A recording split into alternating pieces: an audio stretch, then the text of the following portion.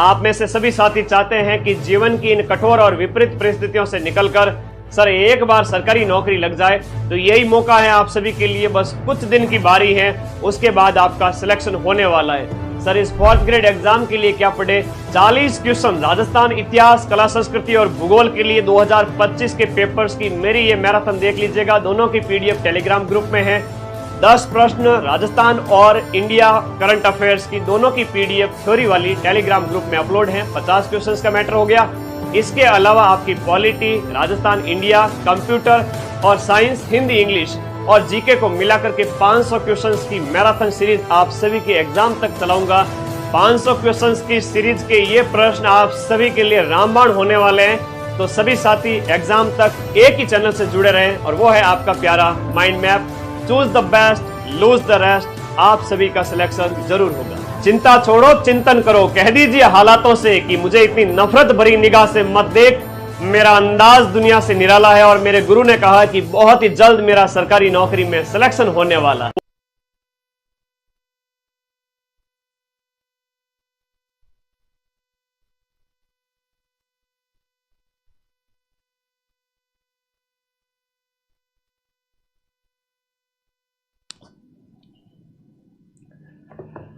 नमस्कार दोस्तों, सभी का स्वागत है आपके अपने प्लेटफॉर्म माइंड मैप पर। एक बार फिर से आप सभी का साथ देने आ गया हूं। आपको हारना तो बिल्कुल भी नहीं दूंगा और इतना सरल सा पेपर आएगा जितना पटवारी का अधीनस्थ बोर्ड ने करवाया है।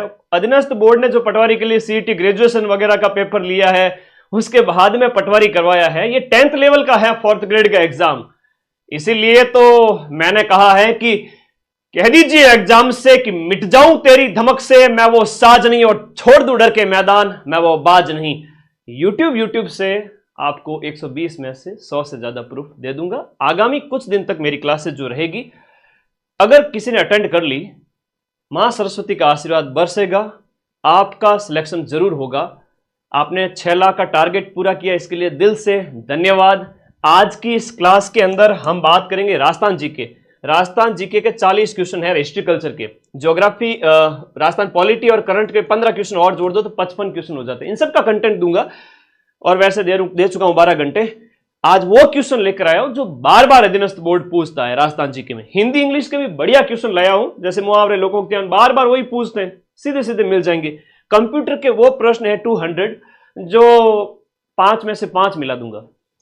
उसके बाद पॉलिटी के 10 क्वेश्चंस आते हैं इंडिया और राजस्थान के, उसके भी बढ़िया वाले, संविधान के और राजस्थान की पॉलिटी। साइंस जो आपके सिलेबस में दे चुकी है, मानव शरीर है, रोग है, धातु वगैरह हो गया, अनुवंशिकी वगैरह हो गया, सारी चीजें लेके आए हो। और करंट अफेयर्स क्या ही कहना, चल मेरी डोल की डमाक डम, किसका झिंटिया किसका तम। आजो आजो आजो आजो, सारे बच्चे आ गए। तो भाई सुबह से लगातार पिछले 30 घंटे से लगा हुआ था इसी क्लास के ऊपर, तो अब जाकर ये क्लास कंप्लीट हुई है। सभी साथी वीडियो को लाइक कर देंगे। स्टार्ट करें, चलो पहले क्वेश्चन की ओर चलते हैं। हिस्ट्री कल्चर ज्योग्राफी के 101 क्वेश्चन हैं जो बार बार एग्जाम में आते हैं। मैं पहले उसी के ऊपर फोकस करूंगा, सुनिएगा। कुंडा पंथ के प्रणेता कौन थे? कुंडा पंथ है वो आपके मलिनाथ जी ने चलाया था, याद रखना। और एक आता है कामड़ पंथ। कामड़ पंथ का भी अधीनस्थ बोर्ड बहुत ज्यादा प्रश्न पूछता है और ये आपके कामड़ पंथ है वो किसके द्वारा चलाया गया था? कामड़ पंथ की बात करें तो ये आपके रामदेव जी के द्वारा चलाया गया था, जिनके द्वारा 13 ताली नृत्य किया जाता है। कौन सा नृत्य किया जाता है? 13 ताली नृत्य करने वाले लोग आपके कामड़ पंथ की महिलाओं के द्वारा किया जाता है। पाबूजी की बात करें, पाबूजी राठौड़ हुआ करते थे। पाबूजी राठौड़ लोक देवता जो अपने कोड़ूमंड फलोदी, है ना, कोड़ूमंड फलोदी से संबंधित है। और गोगा जी की जाति एक बार पूछी थी कि भाई कौन सी जाति से बिलोंग करते, तो आप चौहान थे, है ना। और गोगा जी चौहान है, ये आपको याद रखना। ददरेवा चूरू से याद रखना। ये बड़े छोटे छोटे क्वेश्चन जो बार बार एग्जाम में आते हैं। और एक सबसे बड़ी बात, ये 4th ग्रेड के पेपर लेके आ जाओ भाई, माइंड मैप के जाके बोलना, माइंड मैप के 4th ग्रेड के पेपर चाहिए। बड़ी बात यह है कि 20 टेस्ट दिए गए हैं, 7 के अंदर OMR दी गई है। अगर OMR में गोले भरने का यूं अभ्यास नहीं किया ना, तो फिर एग्जाम हॉल में कहोगे गुरुजी मेरे तो नेगेटिव चला गया, मेरे 5 गोले के ऑप्शन गलत हो गए। तो भाई ये किताब लेके आ जाओ, मार्केट में ऑफलाइन ही लेके आनी है। मदन सर की बोलना 4th ग्रेड के 20 मॉडल पेपर चाहिए, फटाफट लेके आ जाओ ना कल सुबह ही अपने आसपास से। तिलवाड़ा पशु मेले की अगर हम बात करें, तिलवाड़ा पशु मेला है कौन से लोक देवता की स्मृति में? मलिनाथ जी की स्मृति में आयोजित किया जाता है। और कई बार कहते हैं कि लूणी नदी के किनारे कौन सा मेला होता है? चैत के महीने में अपने कृष्ण पक्ष, चैत्र कृष्ण पक्ष की 11 चैत्र कृष्ण 11 से लेकर के चैत्र मास के शुक्ल पक्ष की 11 तक चलता है मलिनाथ जी पशु मेला, लूणी नदी के किनारे मालानी का मेला है, याद रख लेना। अगला है कि किस लोक देवता की ख्याति है, वो 4 हाथ वाले लोक देवता के रूप में, 4 हाथ वाले लोक देवता के रूप में। हम बात करें यहां पर 1567-68 का चित्तौड़ का तीसरा साका हुआ था। हम बात करते 1500 अकबर ने जब हमला किया था उदय सिंह के समय में, तो कल्लाजी राठौड़ को इसके लिए जाना जाता है। 1567-68 में चित्तौड़ के तीसरे साके में वीर गति को प्राप्त हुए थे। अब एक बड़ी बात यह है कि हिस्ट्री कल्चर में थोड़ा फास्ट चलूंगा, क्योंकि जलवा आप 12 घंटे क्लास में देख चुके हैं, मात्र 30 दिन हुए नहीं हिस्ट्री कल्चर की क्लास को। पूरे राजस्थान में किसी की कोचिंग की तुलना में 12 लाख बच्चों ने वो क्लास देखी है, बताऊंगा अभी। कामड़िया पंथ के प्रवर्तक आपके रामदेव जी हैं। देवनारायण जी को हम कहते हैं आपके भगवान विष्णु के अवतार, और इसके साथ साथ हम वह कहते हैं इनको भगवान श्री कृष्ण का अवतार। ये भी प्रश्न कई बार एग्जाम में पूछ लिए जाते हैं। तेजा जी हैं तो दौड़िया वीर है ना, और गोगा जी हैं तो हम जहार पीर के रूप में, इस नाम से मतलब अलग अलग। महमूद गजनवी के साथ जो युद्ध किया था, गजनवी के साथ में भाई मौसरे थे अर्जन सर्जन, है ना, तो वो उस समय की बात है। बच्चे बार बार तुम लोग कॉल मत किया करो, मुझे व्हाट्सएप करके छोड़ दिया करो 8955982723। व्हाट्सएप नंबर दिए हुए, इसको बार बार कॉल नहीं, सिर्फ मैसेज छोड़ दिया करो, मैं फ्री होऊंगा देख लूंगा। निम्न में से किसे मारवाड़ में सबसे पहले ऊंट लाने का श्रेय दिया जाता है? मारवाड़ में ऊंट लाने का जो श्रेय है ना, मारवाड़ में ऊंट लेकर आए थे पाबूजी महाराज। अब पाबूजी का मेला है वो आपके अब अगले 20 दिन इतना बड़ा धमाका करूंगा तुम सोच भी नहीं सकते। मेहनत के दम पर पूरा पेपर मिला के दिखाऊंगा, ठीक है। ये लीक वीक वाले तो ऐसे ही बदनाम है, मेहनत के दम पे पूरा पेपर मिलाएंगे, चिंता मत करो। कोलू मंड, बस जाना मत को इधर उधर की मैराथन देखकर। अब मेरा ही थंबनेल कॉपी होगा 10 जगह, ठीक है। तो जहां ज्यादा व्यू जाते हैं उसका थंबनेल कॉपी कर लेते हैं लोग। तो हाँ, कल तेजा दशमी याद रखना, भाद्रपद महीने के शुक्ल पक्ष की यानी उजाड़े पक्ष की दशमी, तेजा दशमी। प्रश्न एग्जाम में आता है। हाँ, तो ये आपके पाबू जी को इसका श्रेय जाता है। थाली नृत्य इनकी आराधना में आयोजित किया जाता है। कौन सा नृत्य होता है? थाली नृत्य। पाबू जी राठौड़ थे। आगे देखो, जितने साथी जुड़े हुए हैं उनको एक टारगेट दे रहा हूं अपने इस चैनल को। अभी मैं सेकंड ग्रेड को पढ़ाऊं तब तक आपको इसको 7 लाख पूरा करना है। 7 लाख पूरा करना है सभी साथियों को। आज इस क्लास की समाप्ति तक और कल सुबह तक तो 6.25 लाख बच्चे हो जाएंगे। हर एक विद्यार्थी अगर अपने किसी दोस्त को कहता है कि सब्सक्राइब कर लो मदन सर के चैनल को, तो भाई तुम जोड़ो उन बच्चों को जो भटक रहे इधर उधर। 7 लाख का टारगेट देके जा रहा हूं। अगले 7 सितंबर के बाद में, 7 सितंबर के बाद में क्लास लूंगा। 7 सितंबर तक सेकंड ग्रेड वालों को पढ़ाऊंगा। उसके बाद अगले 12-13 दिन आपके साथ में हूं। अगले 15 दिन तक आपका जो पेपर चलेगा तब तक आपके साथ में हूं। अपने इस चैनल को जितने साथी जुड़े हुए सब्सक्राइब कर लीजिए। और पीडीएफ बार बार करते हो, बहुत बड़ी पीडीएफ है, 500-700 प्रश्नों की पीडीएफ है। तो सेव कई बार होती है, कई बार नहीं होती है, तो मैं वापस से सेव करता हूं और टेलीग्राम ग्रुप में डाल देता हूं। ये वीडियो के नीचे एक लिंक दिया हुआ है, नहीं समझे क्या? ये ब्लैक कलर की जो पट्टी है उसके ऊपर एक ब्लू कलर का लिंक है, उस पर क्लिक करो, टेलीग्राम में जाओ, ज्वाइन कर लो। वहां पर आपको करंट अफेयर्स की 12 घंटे की क्लास की पीडीएफ, इस क्लास की पीडीएफ सारा मिल जाएगा। उसके ऊपर एक मनी इन्वेस्ट का बार बार आता है कि डबल हो जाएगा पैसा, तो भाई मैं कोई पैसा डबल नहीं करता हूं। टेलीग्राम वालों की ऐड होती है जो हमें दिखती नहीं है और फर्जी ऐड होती है, हर एक कोचिंग के टेलीग्राम पे आती है। तो प्लीज़, कई बार बच्चे मैसेज करते हैं कि सर आप पैसा डबल करवाते हो। ना भाई, मैं यूट्यूब में ऐड ही बंद कर रखी हूँ। मेरे चैनल पे कभी ऐड आती है क्या? ऐड इसलिए बंद कर रखी है ताकि पढ़ाई के टाइम में बार बार एक वीडियो देखो और 100 ऐड आ जाए। पैसा तो मेरे खूब आएगा लेकिन तुम्हारी पढ़ाई डिस्टर्ब होगी, इसलिए मैंने ऐड भी बंद कर रखी है। मुझे पैसे का लालच नहीं है, इसलिए सावधान रहें, सतर्क रहें, किसी भी ऐड पर क्लिक ना करें, वरना इतना पैसा कमा सकता हूँ यूट्यूब से कि राजस्थान में भले एसडीएम की नौकरी है, भले जज की नौकरी हो, यूट्यूब से इतना पैसा कमा सकता हूँ, उन सबको पीछे छोड़ दूँ, ठीक है ना। विद्यार्थी शिक्षक हूँ, हमेशा आर्थिक हित बड़ा नहीं होता, तो ये चीज़ें मुझे रोक देती है कई बार पैसा कमाने से। अब तुम सोचो, मेरा वीडियो देख रहे हो और बार बार अगर ऐड आ जाए तो तुम्हें कितना बुरा लगेगा? बुरा लगेगा ना, कि एक तो है ना, देख लेना, ये तो एक प्यार की बात है, तुम्हारा मेरा प्यार ही ऐसा है, क्या करें। लोक देवता तेजाजी महाराज का जो पवित्र तीर्थ स्थल है तेजाजी महाराज का, वो है आपका बांसी दुगारी। बांसी दुगारी आपका बूंदी के अंदर स्थित है और तेजाजी महाराज की कर्म स्थली है। तेजाजी महाराज की ये कर्म स्थली रहा है बांसी दुगारी, आपको याद रखना है। तेजाजी महाराज के संबंध में हिस्ट्री कल्चर की व्याख्या थोड़ी कम करूंगा क्योंकि ऑलरेडी पढ़ा चुका हूं इस वजह से। जहार पीर के नाम से कौन से लोक देवता को जाना जाता है? गोगाजी महाराज को हम जहार पीर के नाम से जानते हैं। अर्जुन सर्जन के साथ में युद्ध महमूद गजनवी ने कहा है ना, मुसलमानों के द्वारा पीर कहा जाता है। तो महमूद गजनवी, आज से 1001 साल पहले की बात है। महमूद गजनवी, ददरेवा चुरू, इनका जन्म। आसिंद भीलवाड़ा, अच्छा प्रश्न है, बार बार पूछ लिया जाता है। निम्न में से किस लोक देवता से संबंधित है आसिंद भीलवाड़ा? आसिंद भीलवाड़ा की हम बात करें तो ये आपके भगवान देवनारायण जी से संबंधित है ना। तो ये भगवान देवनारायण जी का मुख्य मंदिर है, वो यहां पर बना हुआ है। तो आसिंद भीलवाड़ा आपके देवनारायण जी भगवान से संबंधित है। नीम के पत्ते वगैरह, ईंटों वाले देवता, नीम के पत्ते चुटते हैं, ईंटें ले जाई जाती है यहाँ पर अजमेर से। कई सारे अच्छे अच्छे प्रश्न बनते हैं इनके संबंध में। कौन से लोक देवता को आपका धौलिया वीर कहते हैं? अपने धौलिया वीर तेजाजी महाराज को कहते हैं, और तेजाजी महाराज को काला और बाड़ा के देवता भी कहते हैं ना। काला मतलब सर्प के देवता, काला मतलब सर्प के देवता, और बाड़ा मतलब पहले नारू रोग होता था, जहां पैरों के अंदर क्या होता था कि मतलब एक सफेद धागे जैसी संरचना निकलने लगती थी, वो रोग जो होता था उसके देवता।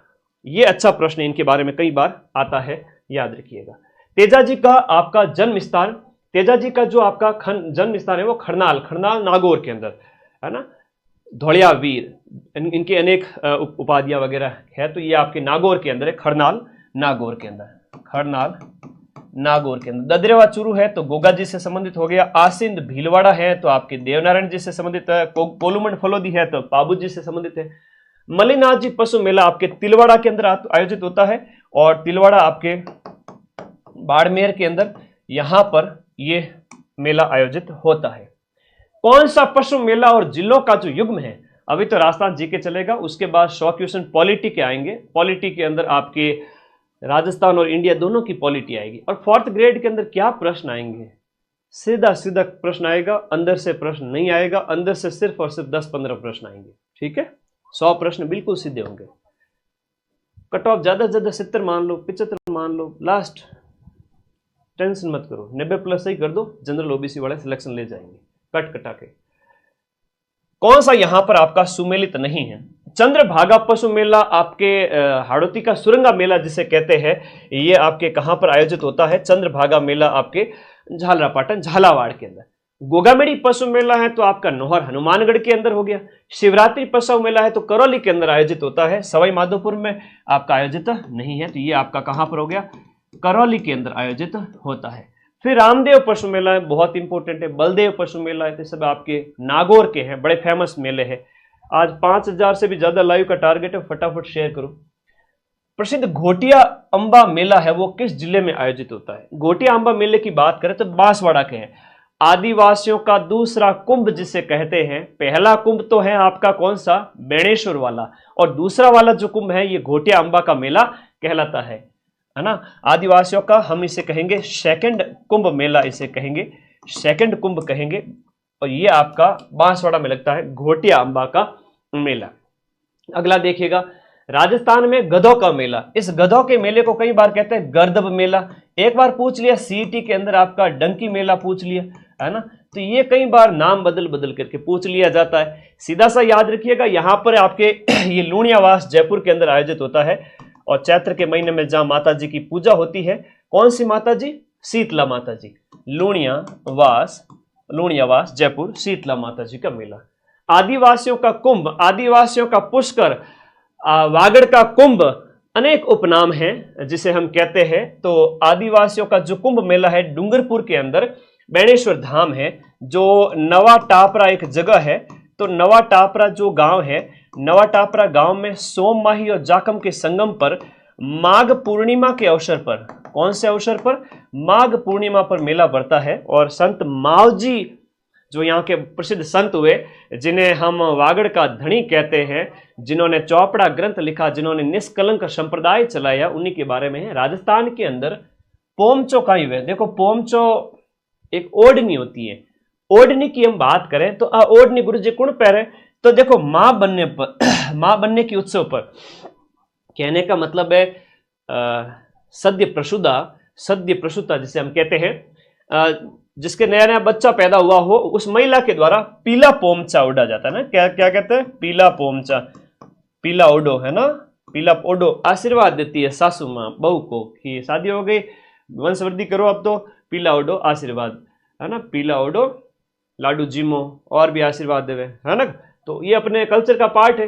पीला पोमचा, एक है आपका चीड़ का पोमचा, चीड़ पोमचा भी होता है जो आपके शेखावटी वगैरह में विशेष रूप से और विधवा महिलाओं के द्वारा पहना जाता है, तो याद रखिएगा। मध्यकाल के अंदर आज से 500-700 साल पहले की बात करें तो एक खंगो, ये खंगा क्या था सर, खंगे की हम बात करें तो मध्यकाल के अंदर है वो खंगा क्या हुआ करता था, तो जो पोतिया है, पगड़ी है, जो साफा है माथे में, गुलाबी, एक बच्चे ने अच्छा कमेंट किया, हाँ सुजल कह रही है, तो गुलाबी पोमचा बेटी के जन्म पर, मैं सब कुछ करवा चुका हूं। चीड़ का पोमचा विधवा महिलाओं के द्वारा, गुलाबी है, हम सारी चीजें आके बताऊं को नहीं, क्लास करवा चुका हूं हिस्ट्री कल्चर की, एक सिंगल क्लास से क्वेश्चन बाहर नहीं जाएगा। ये पगड़ी होती है, हिस्ट्री कल्चर 12 घंटे की क्लास देख ली तो ज्योग्राफी हिस्ट्री कल्चर के जो 40 क्वेश्चन पूछे जाएंगे, 40 में से 38-39 क्वेश्चन राइट करके आओगे, ये मेरा वादा है, ठीक है।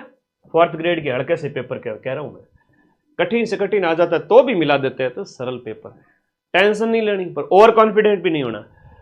बुलाक जो आभूषण है, इस बुलाक आभूषण को स्त्रियों द्वारा शरीर के कौन से भाग पर पहना जाता है?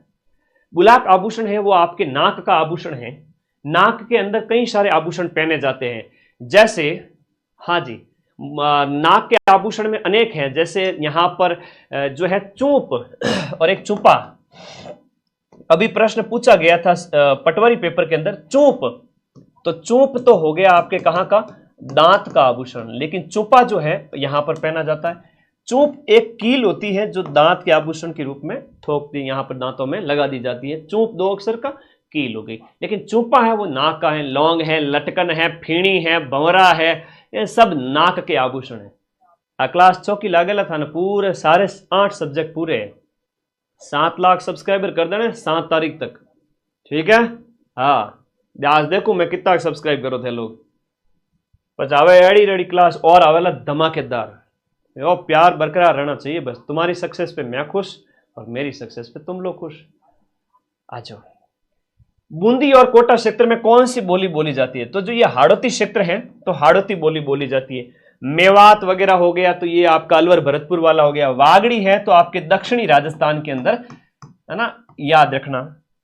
डूंगरपुर बांसवाड़ा क्षेत्र के अंदर वागड़ी बोली बोली जाती है। मैं जानबूझ के कठिन प्रश्न नहीं लाया, ये 4th ग्रेड है, RS प्री नहीं है। RS प्री में भी मैं आपके 80 से 90% मिला देता हूं, याद रखना, ठीक है। कोई नया बच्चा हो ना तो यूं उसको भी नहीं छोड़ता, तो ये तो 4th ग्रेड है। तो लेवल जैसा एग्जाम है वैसे लेवल के हिसाब से क्वेश्चन लाया हूं। क्वेश्चन यही आएंगे। अब्राहम ग्रियर्सन ने कौन सी बोली को भीलों की बोली कहा? देखो भील थारा वह दक्षिणी राजस्थान के मायने, तो दक्षिणी राजस्थान में जो है वागड़ी बोली जो है उसे भीली बोली कहा जाता है। डिंगल है तो पश्चिमी राजस्थान की जो साहित्यिक भाषा है राजस्थान की, पश्चिमी राजस्थान की जो साहित्यिक भाषा हो जाती है वो डिंगल है। पिंगल है तो पूर्वी राजस्थान, अलवर भरतपुर करौली वगैरह ये वाला, ठीक है। ओके, मैं तो डरता नहीं हूँ 4th ग्रेड वाले पेपर को, मैंने कहा यूट्यूब से क्वेश्चन मिला दूंगा। तुम लोग डरते हो क्या? नहीं डरते हो ना? शेर हो मेरे सभी, शाबाश। साहित्यिक रचनाएं, आपके सिलेबस में जो टॉपिक है मैं वही लेके आया हूं। साहित्यिक रचनाएं दी गई हैं, सामने साहित्यकार दिए गए हैं, आंसर कर दो फटाफट। वीर सतसई है वो आपके सूर्यमल मिश्रण के द्वारा लिखी गई 1857 की क्रांति के ऊपर। अब सूर्यमल मिश्रण के द्वारा एक वंश भास्कर भी बहुत इंपोर्टेंट रचना लिखी गई, वंश भास्कर। सीधा सीधा पूछ लिया जाता है, बूंदी के राजा जो है राम सिंह द्वितीय के दरबारी हुआ करते थे, आता है प्रश्न एग्जाम में। एकलिंग महात्म्य है वो आपके कान्व व्यास की रचना है, जो आपके कुंभा के दरबारी, कान्व व्यास और ये कुंभा के दरबारी थे, तो ये आपको याद रखना। चेतावनी रचुंगटिया केसरी सिंह बारट लिखिया। केसरी सिंह बारट की ने 1903 के अंदर फतेह सिंह जी जा रहे थे दिल्ली जाऊं, तो फतेह सिंह जी ने क्या उठे नाती को भाड़ा थे, क्या काम दिल्ली जा रहे हो, कि लॉर्ड आ रहे हैं मैं जाऊंगा, तो तेरा सोट है भेजन, उसको पढ़ के वापस आ गए थे। ढोला मारूरा दुआ, ढोला ढोला कवि कल्लोल, याद रहेगा। राव जैतसिरोचंद एक बहुत इंपॉर्टेंट प्रश्न है। बीकानेर के राठौड़ों के इतिहास के ऊपर यह रचना लिखी गई है। बीकानेर के राठौड़ों के ऊपर यह इतिहास के ऊपर रचना लिखी गई है। राव जैतसिरोचंद है वो बीटू सूजा के द्वारा लिखा गया है और बीकानेर के जैसे जो राठौड़ थे उनके ऊपर लिखा गया यह ग्रंथ हो जाता है। ठीक है, अगला देखिएगा, कौन सा सुमेलित नहीं है। बड़ी बात यह नहीं है कि आपको कितना आता है, बड़ी बात यह है कि आप एग्जाम में परफॉर्म कैसे करते हो, आप प्रश्नों को कैसे पढ़ते हो। इसलिए तो कह रहा हूं OMR वाली वो किताब ले आओ मेरी वाली, 20 पेपर दिए हुए हैं, 20 OMR के पत्तियां साथ में दी हुई हैं। खूब प्रैक्टिस करो, तार पग में कांटो ही को नहीं भागे। ठीक है, एनु ज्यादा मैं कहीं नहीं कह सकूं। तो नजदीकी बुक स्टॉल से जयपुर वगैरह हर एक जिले में पहुंची हुई है, ले आओ कल ही। जो प्रैक्टिस करके पेपर देने जाएगा उसका सिलेक्शन तय है। बिना यूं मुंह उठा के वर्ल्ड कप खेलने जाएगा तो पहली बॉल पे बोल्ड होगा ना बेटा। तो कौन सा सुमेलित नहीं है? बिसल देव रासो, 20 आदमी नर, तो बिसल देव रासो। विग्रहराज चतुर्थ अजमेर वालों के ऊपर लिखी गई रचना। खुमान रासो दलपत विजय है। वैली कृष्ण रुक्मणी री है, पृथ्वीराज राठौड़ है। राव जयसिरोचंद अभी जस्ट पढ़ा, तो ये आपका हो गया राव जयसिरोचंद, बीटू सूजा। शिवदास गार्डन के द्वारा क्या लिखा गया था? कमेंट कर दो रे फटाफट। शिवदास गार्डन के द्वारा अचलदास खिंची की वचनिका। ये पटवारी के पेपर में पूछा गया था, यही अधीनस्थ बोर्ड था और इससे 2 लेवल नीचे का पेपर, 2 लेवल ऊपर का पूछा गया था पटवारी में। वो बड़ा एग्जाम होता है 4th ग्रेड से, तो यही अधीनस्थ बोर्ड था। और ऐसे सिंपल क्वेश्चन दिए, मैंने तो बहुत तगड़ी तैयारी कराई थी और 150 में 140 क्वेश्चन हूबहू मिला भी दिए। वीर विनोद ग्रंथ है वो आपके किसने? श्यामलदास जी ददीवाड़िया ने। पटवारी में ये पूछा कि ये किसके दरबारी थे? तो दरबारी विद्वान जो थे ये आपके एक तो शंभू सिंह और उनके बाद में उनके बेटे सज्जन सिंह। तो शंभू सिंह और सज्जन सिंह के दरबार में थे। बात कतरी पुरानी है गुरुजी, अब ज्यादा कौन नहीं, ठीक है, बस 150-1 साल पहले। तो ये याद रखना। आगे देखो, बातारी फुलवारी और जब भी साहित्य आपके सिलेबस में और विजयदान जी देता और कन्हैयालाल सेठिया का प्रश्न न आए, ऐसा हो नहीं सकता। तो बातारी फुलवारी जो ग्रंथ है इसके रचयिता कौन है? बातारी फुलवारी है वो आपके विजयदान जी देता है। देखो ध्यान रखना, नीचे विजय सिंह पथिक दिया हुआ है, तो उन्होंने तो किसानों के लिए आंदोलन वगैरह किया था। थोड़ा कंसेप्ट क्लियर रखना। मैं 50,000 बच्चों के सिलेक्शन की बात कर रहा हूं। मुझे यहाँ 500 बच्चे सिलेक्ट नहीं कराना है, मुझे 50,000 माताओं को खुश करना है, उनका आशीर्वाद लेना है, उनके बच्चों को सिलेक्ट करवा के। तो ये पथिक जी तो आंदोलन वाले हैं। माणिक्यलाल जी वर्मा है तो मेवाड़ के जो प्रजामंडल वाले हैं। शिवचंद जी भरतिया वाला प्रश्न पटवारी में पूछा गया था।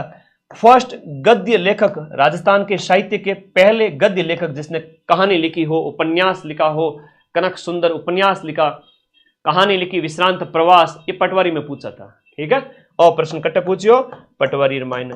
सीधे सीधे प्रश्न आवे, जहां से प्रश्न आ रहा है वही प्रश्न लेके आया हूं, मिला दूंगा पूरा पेपर, टेंशन ना लो।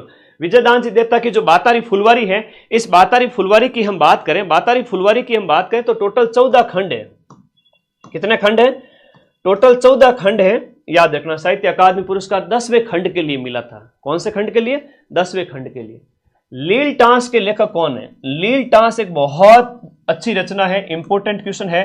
कन्हैयालाल जी सेठिया है आपकी लील टांस। लील टांस हो गया आपका, धरती धोरारी हो गई, ये सब इनकी फेमस रचनाएं हैं।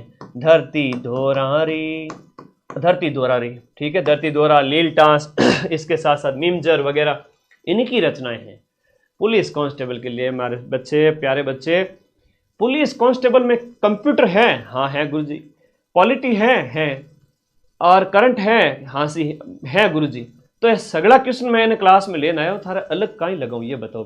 अलग नहीं लगा सकता, मैं एक अकेला जीव हूं, है ना। ऐसा तो है नहीं हाथ घुमाया गंगाधर से शक्तिमान बन गया। तो यार तुम लोग है ना, मुझे इतना थोड़ा सा सपोर्ट किया करो, दोनों के लिए क्लास है।